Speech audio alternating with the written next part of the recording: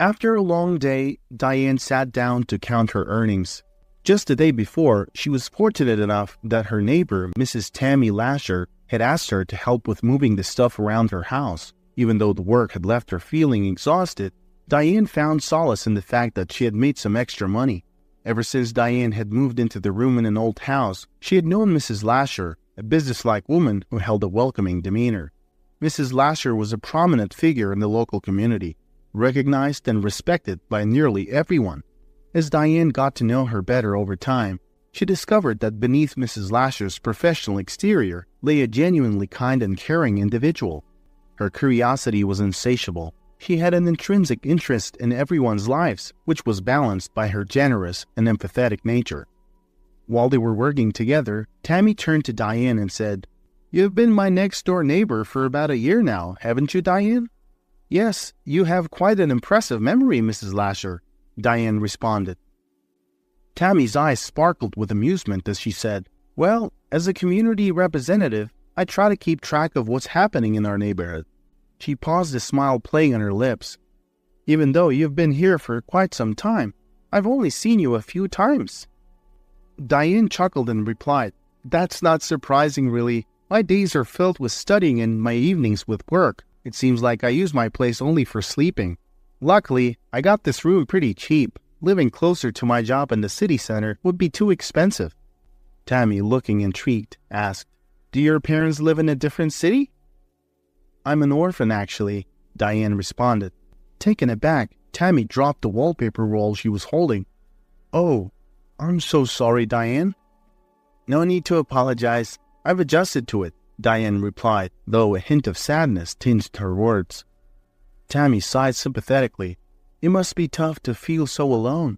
Diane responded, "Like I said, I've grown accustomed to it. I believe my father is out there somewhere, but he abandoned me before I was even born. My mother passed away when I was very young. I don't have many memories of her, just a few old photographs." Wanting to offer some comfort, Tammy said in a sincere, caring tone, "Diane, if you ever need anything, don't hesitate to ask.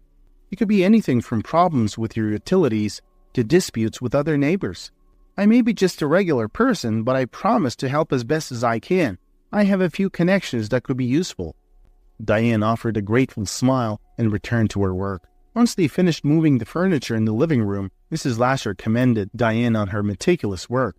To Diane's surprise, she didn't just hand her the agreed-upon payment, but also gave her some groceries. "Take these, dear. My household can't possibly finish all of this. Despite being miles away, my son insists on ordering a lot of food for us. He's always making sure we're well fed." Feeling a wave of gratitude, Diane thanked Mrs. Lasher and got back to her own place. However, once alone, she was unable to hold back her tears. Life had been an uphill battle ever since her mother's death. The cold, impersonal environment of the orphanage had been her reality, a place devoid of warmth and love. Diane had to fight for everything she had, always maintaining an aura of discipline and composure. Her innate sense of justice, a trait that had often got her in trouble as a child, also fueled her ambition to study law. She had fought hard to gain admission into law school after high school and had been working tirelessly ever since to finance her education. That day, Mrs. Lasher's simple act of kindness had moved her deeply. It contradicted her belief that no one cared about others. On her day off, Diane found herself browsing through baby items in the store window. She knew she couldn't afford many things, but she still had 4 months to prepare. She was determined to manage it all, even though the cost of necessities like a crib and a stroller was daunting. She thought of seeking out used items online, a more affordable alternative.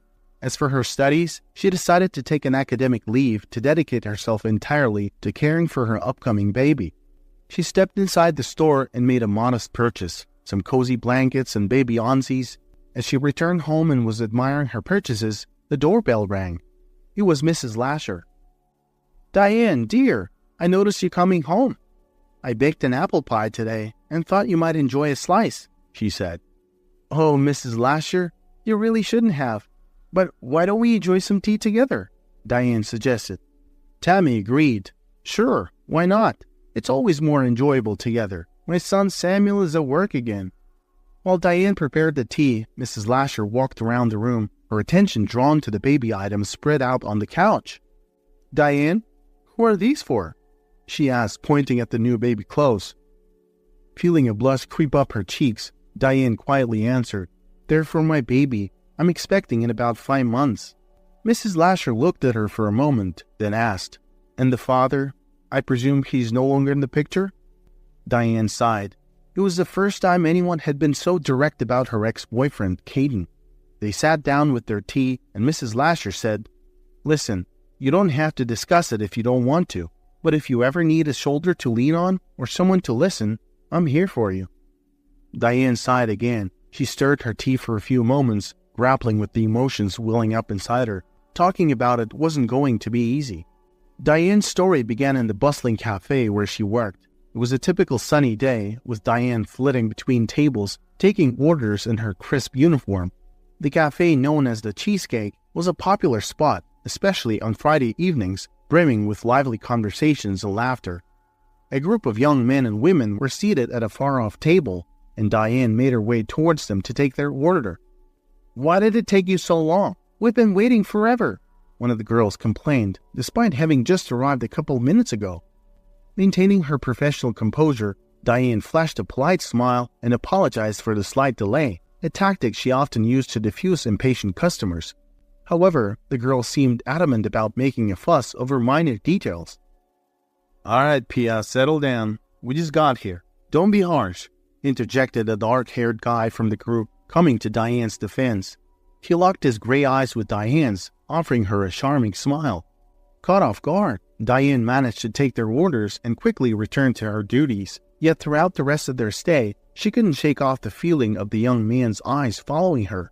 As they were about to leave, the guy approached her. He introduced himself as Caden and asked for her phone number.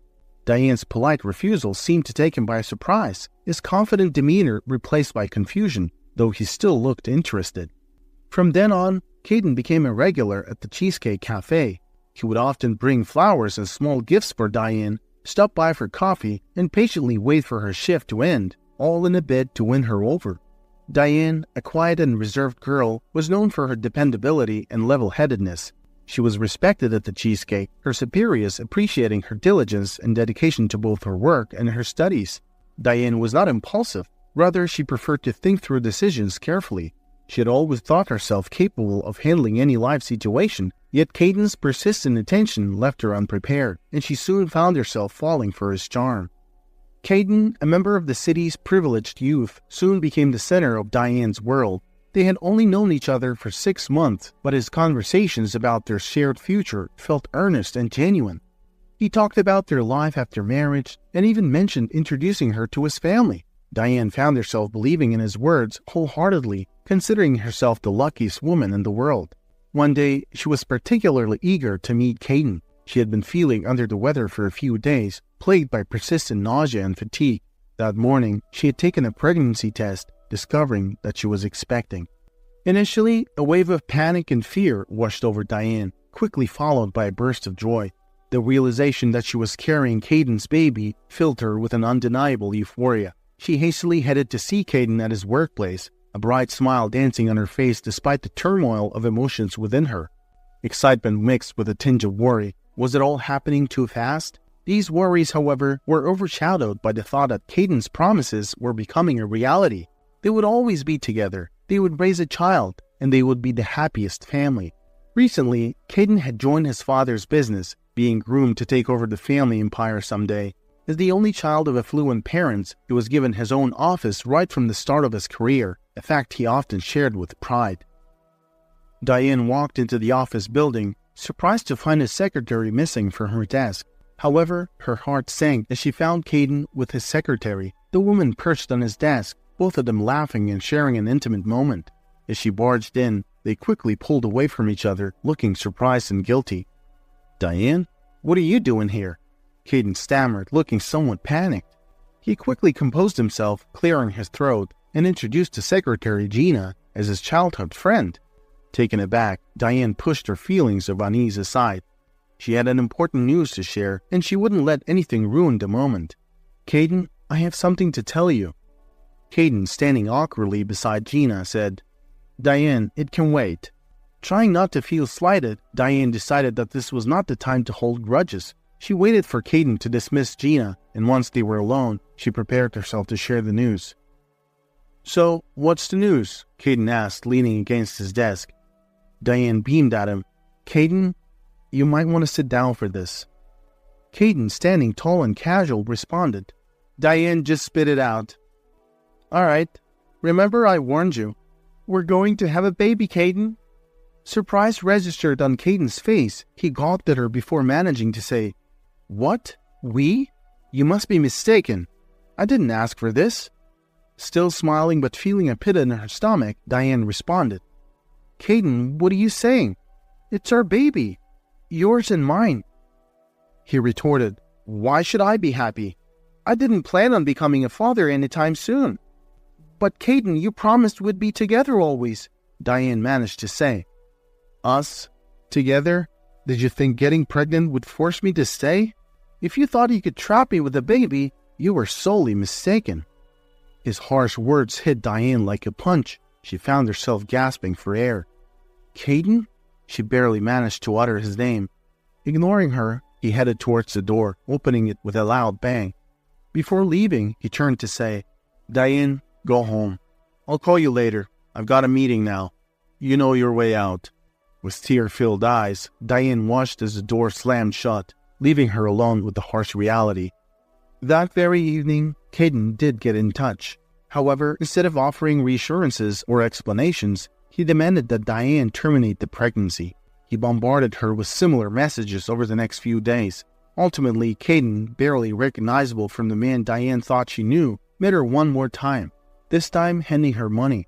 He said it was for taking care of the baby issue and told her to never bother him again.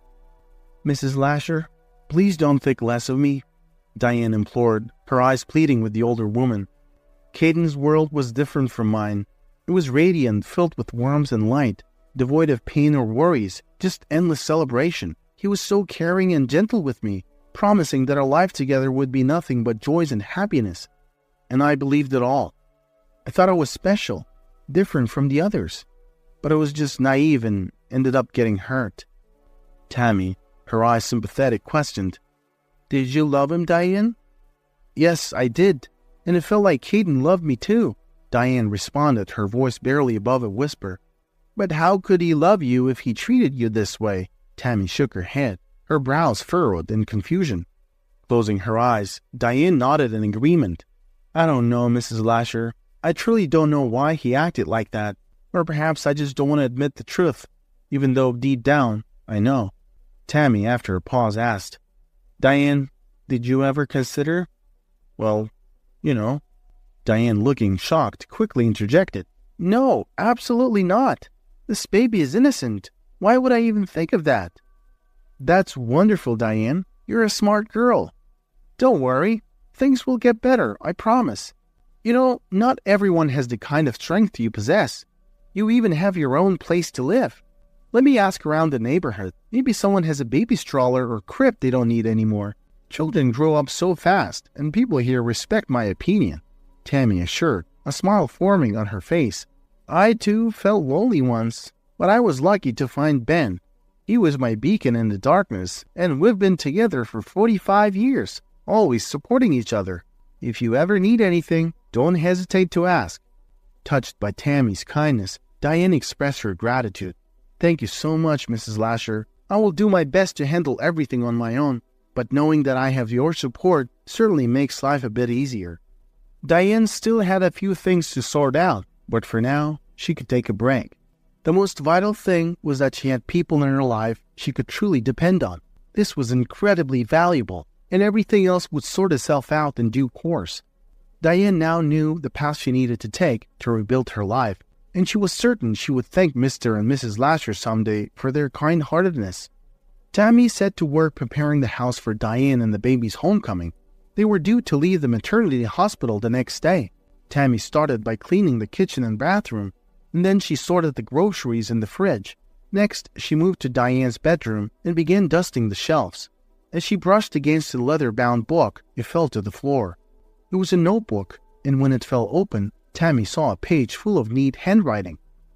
"Oops," Tammy said as she bent to pick it up. She noticed her own name written in the notebook. Although she felt a twinge of guilt, curiosity got the better of her, and she read the entry. Tears filled her eyes as she read Diane's heartfelt words. The diary entry revealed Diane's deep appreciation and love for the Lashers, and she wrote about praying for their well-being. When Diane and the baby arrived home in Mr. Lash's car, he commented on the baby's name. "Levi, huh? That's a good, strong name. May he grow up to be healthy and bring joy to his mama," he said, helping Diane with the baby and their bags. "I think so too, Mr. Lasher," Diane replied, smiling at him. As Diane stepped through the front door, she was taken aback by the sight of her home. Her neighbors had outdone themselves. The house was spotless and beautifully decorated with blue balloons and white flowers. Soft music filled the air, and a mouth-watering scent of home-cooked food wafted from the kitchen. Diane was immediately swept up in Mrs. Lasher's warm embrace. Tammy planted a loud kiss on Diane's cheek and gently took the baby from her arms. The expression on Tammy's face was a mix of excitement, happiness, and perhaps a touch of nervousness. With her voice shaking slightly with excitement, she said, "Well, hello, dear." Diane returned her smile, looking a bit perplexed, and followed the couple into the room. As they sat down to talk, Ben addressed Diane in a serious tone. "Diane, we need to discuss something important with you." "Is something wrong?" Diane asked, a worried look crossing her face. Tammy quickly dismissed her husband's grave tone. "Ben, you've scared her now. Why so serious?" Then she turned to Diane, already smiling, and said, "Ben simply wanted to say that we would like to invite you to stay with us for a while. We want to be close to help you with whatever you need and offer advice when necessary." Diane stared at the couple in surprise. "Stay with you? Oh my, I don't want to be a burden." "Absolutely not," Tammy reassured her. "Our house is plenty big, and our son is away working overseas, so his room is free. We won't take no for an answer. When you feel ready and capable of taking care of yourself and Levi, you can find somewhere else if you wish." Caught up in the moment, Diane rushed forward and enveloped the couple in a tight hug. Mr. Lasher chuckled awkwardly and gently patted her back, while Mrs. Lasher held her close for a long moment. As time passed, life continued on its natural course. The baby, Levi, grew up strong and healthy, and Diane managed to find work. She returned to university and after a successful final year, graduated with distinction. Although Diane had long since moved away from the Lashers, they continued to support her as they always had. Tammy helped care for Levi until Diane found a suitable nanny. In time, Diane moved to a large city where she pursued her ambitions diligently. Her journey took her from a young, lost waitress in a cafe to a resilient, determined, and successful businesswoman. Over 8 years, Diane built her own business, providing a comfortable life for herself and Levi, complete with a lovely apartment in the city center and a car. Diane ensured Levi had a bright future, enrolling him in a highly regarded school where he soon became a top student. His life was rich and fulfilling, filled with exciting activities, sports achievements, and great times with good friends. The Lashers stayed in the same small town, their happiness complete when their son returned from abroad to run his business locally. Although he didn't live with them, he visited them often. "Darling, come take a look at this," Tammy called her husband one day, peering out the window at the street. Parked right in front of their house was a brand new black pickup truck. "This truck's been here since Saturday. I'm a bit nervous. Did you pick a fight with someone at the bar again?" "Don't be ridiculous. Of course not," her husband replied, also looking at the enormous vehicle in their driveway. "You never know who might have a bone to pick with two old folks like us." He laughed heartily at his wife's comment before returning to his comfortable chair in front of the TV. The next day, the truck remained parked in front of their house, leaving the couple uneasy. Ben wondered if it had been abandoned or perhaps stolen. In the evening, having exhausted all speculation about the mysterious truck, the doorbell rang. Tammy opened the door and gasped in surprise and delight. Standing before her was a radiant young woman, a bouquet of roses in her hands. "Surprise!" Diane announced with a radiant smile, wrapping Tammy in a warm embrace. "Oh, our dear Diane!" exclaimed the pleasantly surprised elderly woman. After a moment, she released Diane and ushered her into the house. "Honey, look who's come to see us." "Where have you been all this time, Diane?" Ben chided her later at the dinner table as he piled a heap of delicious dishes onto her plate. "Oh, lay off her, old man. Diane's a busy woman," Tammy said, jumping to Diane's defense. Ben grumbled but reached across the table to squeeze Diane's hand. "We've missed you dearly," he said, a smile softening his stern demeanor. Diane had been meaning to visit the elderly couple for some time, but her busy schedule had always seemed to get in the way. This time, she was determined to clear her calendar, postponing work and rescheduling meetings just to spend time with her cherished friends. With her son Levi on a 3-day trip with his friend's family, she had come alone. As she sat with them, catching up and watching the couple's loving banter, Diane felt a sense of immense joy. Their interaction brought back memories of the early days after Levi's birth, when a usually gruff Ben Lasher would coo over the baby, refusing to let him out of his arms. Despite Tammy's protest that he was spoiling the baby, Ben personally selected and purchased all the baby necessities, driving them over in his old car. "By the way, Mr. Lasher, what do you think of the truck?" Diane asked him casually. "What truck?" Ben responded, confused. "You didn't receive my letter?" Diane asked, surprised. The elderly couple exchanged baffled glances. "I apologize. I completely forgot to ensure you received the card and letter. That was thoughtless of me," Diane said, chiding herself. "Anyway, this is something I've been dreaming of doing for some time. It's not a grand gesture, but please accept it as a token of my gratitude." The new truck, which had been parked outside their house, was in fact a gift from Diane. She recalled a conversation from years ago when she was pregnant and juggling her job and caring for her newborn son. During a rare, unguarded moment, Mr. Lasher had voiced a quiet wish for a new vehicle to replace his beat-up old Honda, fantasizing about taking Tammy on drives in a big truck. Diane had never forgotten this, and now she had the means to make his dream come true. Mr. Lasher expressed his surprise while Tammy simply stared at Diane, her eyes wide. The generous gift had left them utterly dumbfounded. They protested, insisting they couldn't possibly accept it, but Diane stood her ground. Finally, Mr. Lasher relented, accepting the keys with a grateful nod. "We spent the entire day wondering who could have left a truck right in front of our house. Oh, Diane, you truly surprised us. We can't thank you enough." The couple beamed at each other, acknowledging that they were overwhelmed not so much by the gift itself, but by the heartfelt sentiment behind it. Absolutely, the Lashers were financially capable of purchasing a new car by themselves. Their son Samuel frequently suggested that they let go of their trusty old Honda so that he could present them with a more contemporary model. Yet the couple consistently declined his offer, favoring their old, reliable vehicle. Mr. Lasher had occasionally grumbled about the car's antiquated features and shortcomings to Diane. However, this was more out of a desire to put Diane at ease than an actual need for an upgrade. He understood the importance of keeping up appearances and often played along with complaints about their old car to match Diane's social status and make her feel comfortable. With a giddy sense of excitement, Ben drove off to take a spin around the neighborhood. Meanwhile, the women made themselves comfortable on the porch, engaging in pleasant conversation.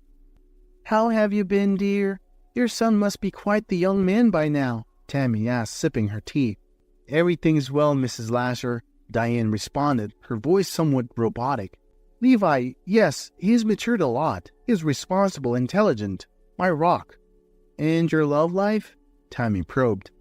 Diane looked down, her cheeks reddening slightly, prompting Tammy to arch an eyebrow in anticipation. "Well, there's someone new. He's a business partner of mine. I think he's interested in me. He's invited me to dinner several times under the pretense of discussing business, but these dinners have felt more like dates." "And?" Tammy pressed. "I don't know. I'm conflicted. He's attractive and he's incredibly gentle, respectful, caring, and witty. Our conversations are always enjoyable, but I don't want to rush things, especially considering Levi. Since when is having a child a problem? Don't miss out on happiness because of outdated norms," Tammy said sternly.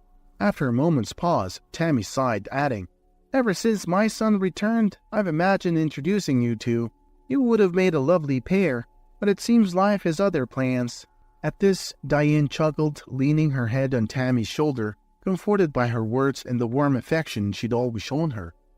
When Mr. Lasher returned from his joyride, his face was aglow with happiness. He couldn't stop raving about the feeling of the truck Diane had gifted. Diane then surprised the couple once more, kindly offering them to move to her house in the city. The Lashers warmly thanked her but declined her generous offer. "Our son wanted us to move with him too, but why would we need the hustle and bustle of that big city? We love it here in our snug home where we've lived our whole life," they explained. The following morning, they bid Diane goodbye, standing outside their cozy home. "Promise you'll visit more often, and bring Levi with you next time," Tammy instructed, a stern look on her face replaced with a soft smile as Diane nodded, getting into her car. Back in the city, Diane delved into her work during the day and devoted her evenings to her son. However, she couldn't help but notice the increased attention from Ryan, her business partner. He'd surprise her with rare theater and opera tickets or send her favorite flowers. His knowledge of their interests amazed her, but she still hadn't revealed the most significant part of her life to him, causing her some worry. One day, she decided to address it head-on. She invited Ryan over for a coffee. "Ryan, there's something important I need to tell you," she said, looking at the smiling man sitting across from her. Ryan's smile vanished as he responded, "Yes, Diane, I'm listening."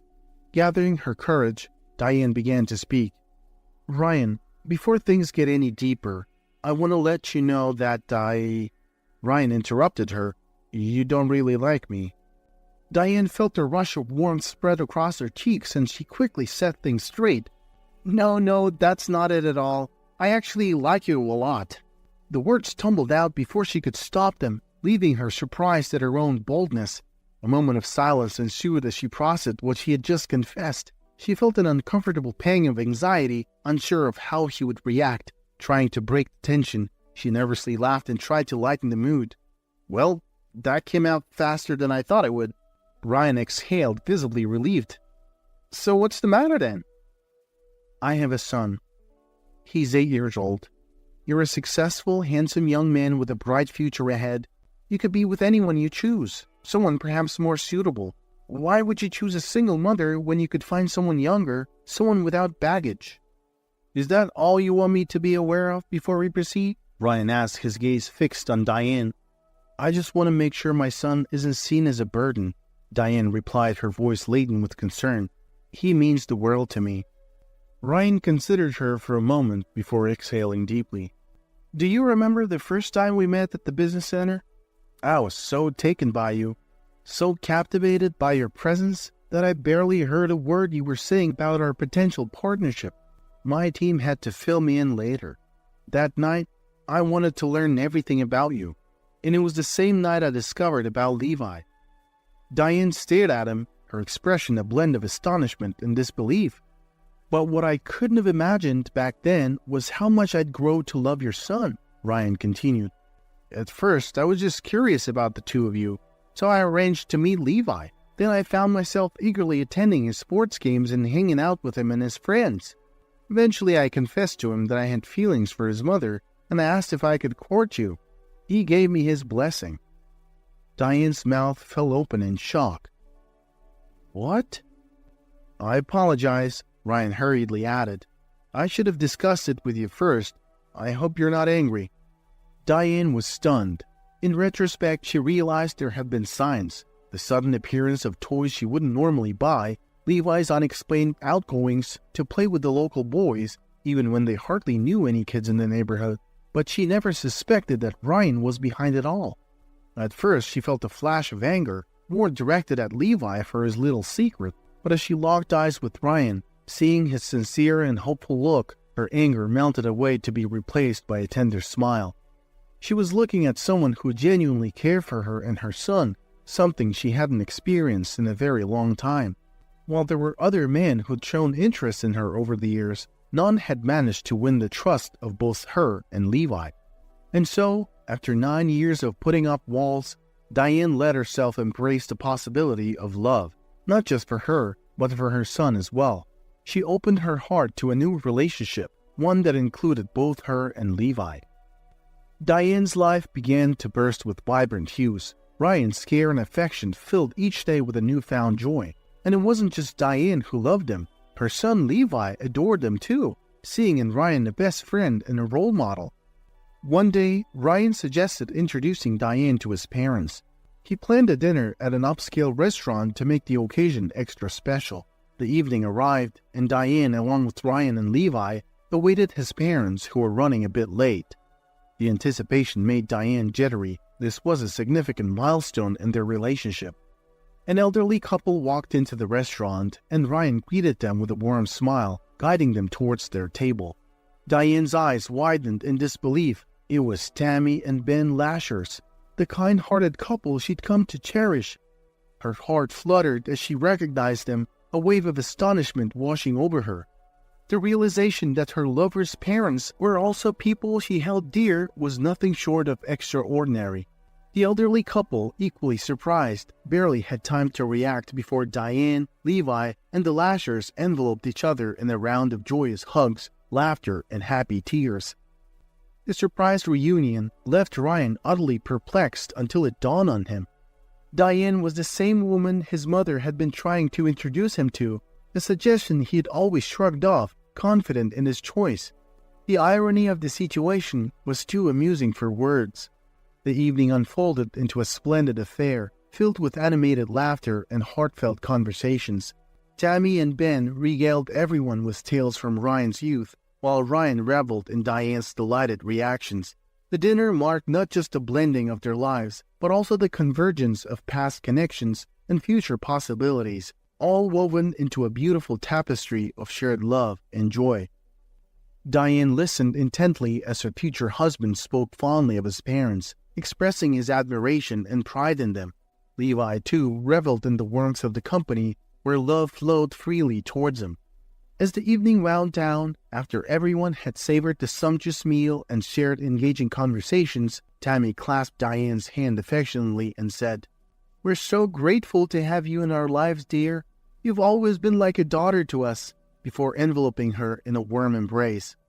Diane was overcome with emotions. She felt a wave of happiness and gratitude for the unforgettable evening, the opportunity to meet her future in-laws, and the precious gift life had bestowed upon her, a family that she was now a part of. Following dinner, Ryan insisted on driving his parents home, brushing aside their protests. Meanwhile, Diane and Levi hailed a cab, with Ryan promising to catch up with them soon. As the taxi driver awaited his passengers, a radiant Diane bid her goodbyes to the Lashers on the street. Ryan then opened the car door for Diane and Levi, promising, "I'll be with you soon." After kissing Diane and tussling Levi's hair, he shut the door. "So, where can I take you tonight?" asked the taxi driver. Diane relayed the address, and the driver felt a stir of recognition at the sound of her voice. "No, can't be," he thought to himself as he started the car. He donned his hat and couldn't resist stealing a glance in the rearview mirror. There they were, those familiar green eyes. He fought an internal battle, but his suspicions solidified. It was indeed Diane in the backseat, the very same Diane he had abandoned pregnant 9 years ago. But now she was unrecognizable, impeccably groomed, fashionable, exuding an air of confidence that spoke volumes of her strength and resilience. It was evident that she had weathered the storm and emerged triumphant. Overcome with embarrassment in a whirlwind of emotions, Caden carried on driving, occasionally stealing glances at the woman in his rearview mirror. His gaze then drifted to the boy sitting next to her. As he maneuvered through the city's traffic, he found himself drawn to the boy's features. Eventually, he ceased looking and his eyes welled up with tears. He was transported back to the days when he was carefree, living a luxurious life on his parents' money. But life had a way of humbling people, and he was now an ordinary man, eking out a living as a cab driver. They reached their destination. As Levi got out of the cab, Diane lingered behind to settle the fare. Caden felt too embarrassed to lift his gaze from under his hat. Diane noticed the driver avoiding her gaze. At first, she thought it odd, but then she took a second look and recognized the familiar contours of his face. "Caden, is that you?" she asked. Slowly, Caden looked up, his eyes brimming with tears. For a moment they locked eyes, and Diane's heart stuttered as she remembered how a decade ago she had pleaded with those same eyes. After a brief silence, Caden managed to stammer, "Hello, Diane. I'm so sorry. You hurt me, but I survived. I wish you happiness. I've forgiven you."